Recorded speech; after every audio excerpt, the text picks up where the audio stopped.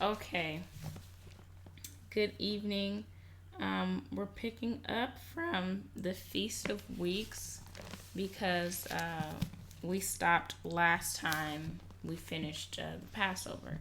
So now we're at the Feast of Weeks in Deuteronomy chapter 16. Um, and this is verse 9 of chapter 16. But let's pray.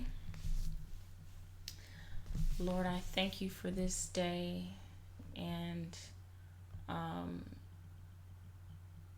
I thank you for letting me know what I should do in all my situations. Um, I thank you for sharing moments with me, and I just thank you for seeing me in real time. And I just thank you for our line of communication. I thank you for peace. And I thank you for your love. And I thank you for being so faithful and steadfast. In Jesus' name, thank God. Lord, I also thank you for not being easily offended when I don't understand. I thank you so much for just being steadfast in those times and patient to help me. In Jesus' name, thank God. Amen. You shall count 7 weeks. Begin to count the 7 weeks from the time the sickle is first put to the standing grain. Then you shall keep the Feast of Weeks to the Lord your God, with the tribute of a freewill offering from your hand, which you shall give as the Lord your God blesses you. And you shall rejoice before the Lord your God, you and your son and your daughter, your male servant and your female servant, the Levite who is within your towns, the sojourner, the fatherless, and the widow who are among you, at the place that the Lord your God will choose, to make his name dwell there. You shall remember that you were a slave in Egypt, and you shall be careful to observe these statutes. You shall keep the Feast of Booths 7 days when you have gathered in the produce from your threshing floor and your winepress.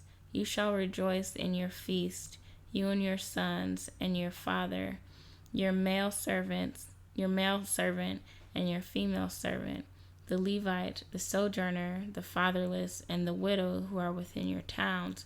For 7 days you shall keep the feast to the Lord your God, at the place that the Lord will choose, because the Lord your God will bless you in all your produce and in all the work of your hands, so that you will be altogether joyful. 3 times a year all your males shall appear before the Lord your God at the place that he will choose, at the feast of unleavened bread, at the Feast of Weeks, and at the Feast of Booths. They shall not appear before the Lord empty-handed. Every man shall give as he is able, according to the blessing of the Lord your God that he has given you. You shall appoint judges and officers in all your towns that the Lord your God is giving you, according to your tribes, and they shall judge the people with righteous judgment. You shall not pervert justice, you shall not show partiality, and you shall not accept a bribe, for a bribe blinds the eyes of the wise and subverts the cause of the righteous. Justice and only justice you shall follow, that you may live and inherit the land that the Lord your God is giving you. forbidden forms of worship. You shall not plant any tree as an Asherah beside the altar of the Lord your God that you shall make. You shall not set up an altar which the Lord your God hates. You shall not sacrifice to the Lord your God an ox or a sheep in which is a blemish and defect whatever, any defect whatever. For that is an abomination to the Lord your God.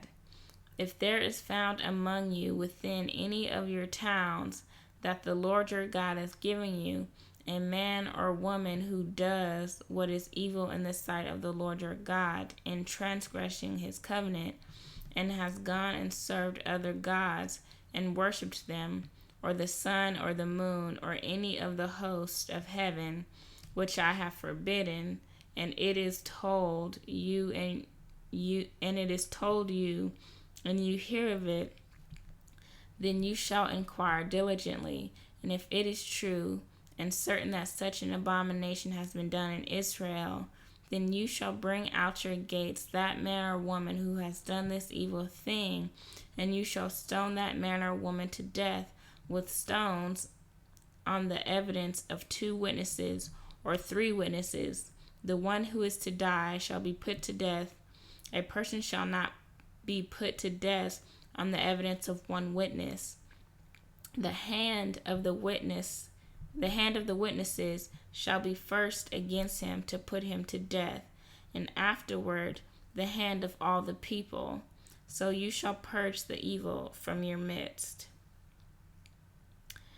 If any case, legal decisions by priests and judges, if any case arises acquiring decision between one kind of homicide and another, one kind of legal right and another, or one kind of assault and another, any case within your towns that is too difficult for you, then you shall arise and go up to the place that the Lord your God will choose, and you shall come to the Levitical priest and to the judge who is in the office in those days, and you shall consult them, and they shall declare to you the decision.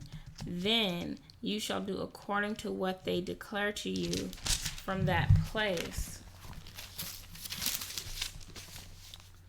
that the Lord will choose, and you shall be careful to do according to all that they direct you, according to the instructions that they give you, and according to the decision which they pronounce to you, you shall do.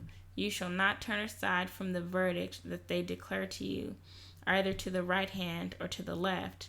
The man who acts presumptuously by not obeying the priest who stands to minister there before the Lord your God, or the judge, that man shall die. So you shall purge the evil from Israel, and all the people shall hear and fear and not act presumptuously again. Laws concerning Israel's kings. When you come to the land that the Lord your God is giving you, and you possess it and dwell in it, and then say, I will set a king over me, like all the nations that are around me, you may indeed set a king over you, whom the Lord your God will choose, one from among your brothers. You shall set a king over you. You may not put a foreigner over you, who is not your brother. Only he must not acquire many horses for himself, or cause the people to return to Egypt in order to acquire many horses, since the Lord has said to you, you shall never return that way again. And he shall not acquire many wives for himself, lest his heart turn away, nor shall he acquire for himself excessive silver and gold. And when he sits on the throne of his kingdom, he shall write for himself in a book a copy of this law, approved by the Levitical priests, and it shall be with him, and he shall read it all the days of his life, that he may learn to fear the Lord his God by keeping all the words of this law and these statutes and doing them, that his heart may not be lifted up above his brothers, and that he may not turn aside from the commandment, either to the right hand or to the left, so that he may continue long in his kingdom, he and his children in Israel. Provision for priests and Levites, chapter 18. The Levitical priests, all the tribe of Levi shall have no portion or inheritance with Israel. They shall eat the Lord's food offerings as their inheritance. They shall have no inheritance among their brothers. The Lord is their inheritance, as he promised them.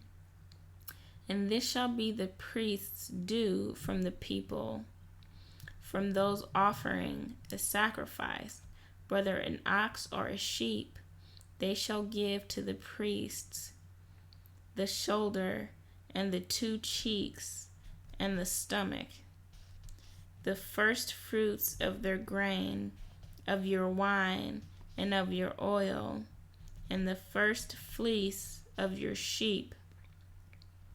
You shall give him, for the Lord your God has chosen him out of all your tribes to stand and minister in the name of the Lord, him and his sons for all time. And if a Levite comes from any of your towns out of Israel, where he lives, and he may come when he desires to the place that the Lord will choose, and minister in the name of the Lord his God, like all his fellow Levites who stand to minister there before the Lord, then he may have equal portions to eat, besides what he receives from the sale of his patrimony. Abominable practices. When you come into the land that the Lord your God is giving you, you shall not learn to follow the abominable practices of those nations. There shall not be found among you anyone who burns his son or his daughter as an offering, anyone who practices divination, or tells fortunes, or interprets omens, or a sorcerer, or a charmer, or a medium, or a necromancer, or one who inquires of the dead. For whoever does these things is an abomination to the Lord. And because of these abominations to the Lord your God, the Lord your God is driving them out before you. You shall be blameless before the Lord your God for these nations which you are about to dispossess. Listen to the fortune tellers, and to the diviners, and to the diviners. But as for you, the Lord your God has not allowed you to do this. A new prophet like Moses. The Lord your God will rise up for you a prophet like me from among you, from your brothers. It is to him you shall listen, just as you desired of the Lord your God at Horeb on the day of the assembly, when you said, Let me not hear again the voice of the Lord my God, or see this great fire any more, lest I die.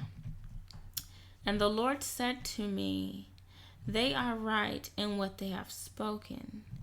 I will rise up for them a prophet like you from among their brothers, and I will put my words in his mouth, and he shall speak to them all that I command him. And whoever will not listen to my words, that he shall speak in my name, I myself will require it of him.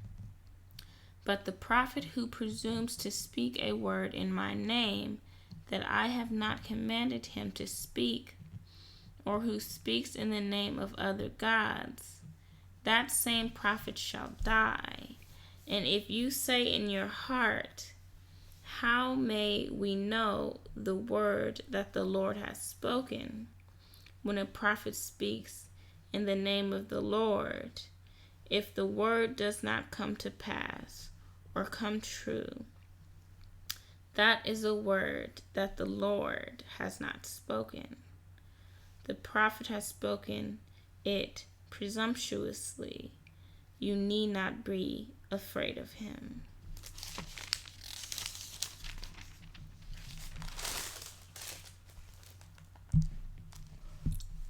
Excuse me. Laws concerning cities of refuge, chapter 19. When the Lord your God cuts off the nations whose land the Lord your God is giving you, and you to dispossess them and dwell in their cities and in their houses, you shall set apart 3 cities for yourselves in the land that the Lord your God is giving you to dispossess. You shall measure the distances and divide into 3 parts the area of the land that the Lord your God gives you as a possession, so that any manslayer can flee to them. This is the provision for the manslayer, who by fleeing there may save his life. If anyone kills his neighbor unintentionally without having hated him in the past, as when someone goes into the forest with his neighbor to cut wood, and his hand swings the axe to cut down a tree, and the head slips from the handle and strikes his neighbor so that he dies, he may flee to one of these cities and live, lest the avenger of blood in hot anger pursue the manslayer and overtake him, because the way is long, and strike him fatally. Though the man did not deserve to die, since he had not hated his neighbor in the past. Therefore I command you, you shall set apart 3 cities, and if the Lord your God enlarges your territory as he has sworn to your fathers, and gives you all the land that he promises to give to your father, provided you are careful to keep all this commandment which I command you today, by loving the Lord your God and by walking even in his ways, then you shall add 3 other cities to these 3, lest innocent blood be shed in your land that the Lord your God is giving you for an inheritance, and so the guilt of bloodshed be upon you. But if anyone hates his neighbor and lies in wait for him and attacks him and strikes him fatally so that he dies, and he flees into one of these cities, then the elders of his city shall send and take him from there and hand him over to the avenger of blood, so that he may die. Your eye shall not pity him, but you shall purge the guilt of innocent blood from Israel, so that it may be well with you. Property boundaries. You shall not move your neighbor's landmark, which the men of old have set in the inheritance that you will hold in the land that the Lord your God is giving you to possess. Laws covering witnesses. Laws concerning witnesses. A single witness shall not suffice against a person for any crime or for any wrong in connection with any offense that he has committed. Only on the evidence of 2 witnesses or of 3 witnesses shall a charge be established. If a malicious witness arises to accuse a person of wrongdoing, Then both parties to the dispute shall appear before the Lord, before the priests and the judges who are in office in those days. The judges shall inquire diligently, and if the witness is a false witness and has accused his brother falsely, then you shall do to him as he had meant to do to his brother. You shall purge the evil from your midst, and the rest shall hear and fear, and shall never again commit any such evil against you. Your eye shall not pity. It shall be life for life, eye for eye, tooth for tooth, hand for hand, foot for foot. Laws concerning warfare. When you go out to war against your enemies and see horses and chariots and an army larger than your own, you shall not be afraid of them, for the Lord your God is with you, who brought you up out of the land of Egypt. And when you draw near to the battle, the priest shall come forward and speak to the people, and shall say to them, Hear, O Israel, today you are drawing near for battle against your enemies. Let not your heart faint. Do not fear or panic or be in dread of them. For the Lord your God is he who goes with you to fight for you against your enemies, to give you the victory. Then the officers shall speak to the people, saying, Is there any man who has built a new house and has not dedicated it? Let him go back to his house, lest he die in the battle, and another man dedicate it.